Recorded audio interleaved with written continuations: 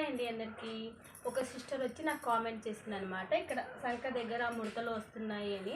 నేను దానికోసం చిన్న టిప్ అనేది చెప్తాను చూడండి. మీ పాప ఆల్తి డ్రెస్ ఉంటుంది కదా, దాన్ని ఫస్ట్ షోల్డర్ ఒకటి కొలుచుకోండి. ఇలా ఇక్కడ దగ్గర నుంచి డ్రెస్ ఉంది కదా మీకు బ్యాక్న ఇలా కొలుచుకుంటే మీకు షోల్డర్ అనేది కనిపిస్తుంది. దీనికి వచ్చేసి డ్రెస్కి 11 ఇంచులు ఉందన్నమాట.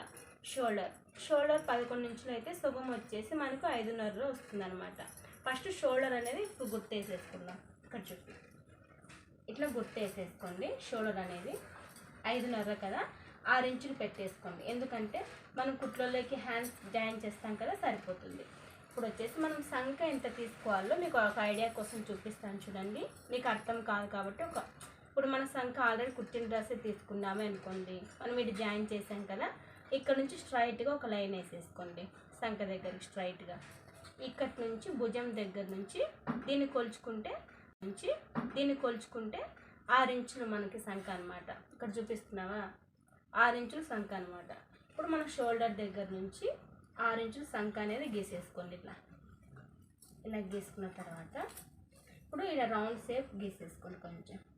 ఇప్పుడు మనము కాలర్ కోసం 2.5 ఇంచులు, ఎవరికైనా సరే అండి, కాలర్కి అయితే 2.5 ఇంచుల ఫ్రంట్ అనేది తీసేసుకోండి. సేమ్ ఇలాగే కట్ చేసుకోండి. ఇప్పుడు నేను మీకు సంక దగ్గర ముడతలు రాకోకుండా చిన్న టిప్ చెప్తాను. మీకు మీ పాప సైజుని బట్టి తీసుకోండి. నేను చెప్పిన ప్రాసెస్ అనేది ఏం లేదు. సేమ్ కాలర్కి అయితే 2.5, మీ పాప డ్రెస్ మెజర్మెంట్స్ ఎలా ఉంటే షోల్డర్ ఆవేనే తీసుకోండి, మీకు ముడతలు రావు. ఒకవేళ మీ పాప చిన్నగా ఉందనుకోండి, మీరు షోల్డర్ ఎక్కువ తీసుకున్నా ఇక్కడ కూర్చొస్తుంది. ఇప్పుడు వచ్చేసి నేను చూపిస్తున్నాను చూడండి. ఇప్పుడు సంక కట్ చేస్తున్నాను కదా, ఇప్పుడు సంక బ్యాక్ ఫ్రంట్ ఒకటే లెవెల్గా కట్ చేసిన సంక సార్ చూపిస్తాను చూడండి. నేను బ్యాక్ వచ్చేసి ఒక 1/2 ఇంచు అండి, అంతే. కట్ చేసామా లేదా అన్నట్టుగా కట్ చేసుకోండి. ఇప్పుడు వచ్చేసి ఫ్రంట్ బాట్ ఒక్కటి తీసుకోండి, సంక దగ్గర ముడతలు రాకుండా. ఇప్పుడు ఈ భుజం దగ్గర నుంచి ఇలా ఇక్కడి వరకు ఇలా సంక దగ్గర మధ్యలో కొంచెం 1/2 ఇంచు ఎక్కువ గీసేసుకోండి. ఎందుకంటే మీకు ముడతలు అనేవి రావన్నమాట. కానీ ఇక్కడ మనం కుట్లలో వదులుకున్నాం కదా, దాన్ని అయితే కట్ చేయకూడదండి.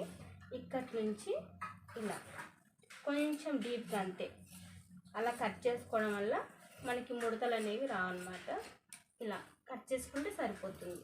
ఇప్పుడు మనము దీనికి ఎలా షేప్ తీసుకున్నామో, మనం హ్యాండ్స్ జాయిన్ చేసేటప్పుడు ఫ్రంట్ సైడ్ పడే సైడ్ మాత్రం హ్యాండ్స్ కూడా అట్లా షేప్ తీసేసుకోండి, ముడతలు అనేవి రావు.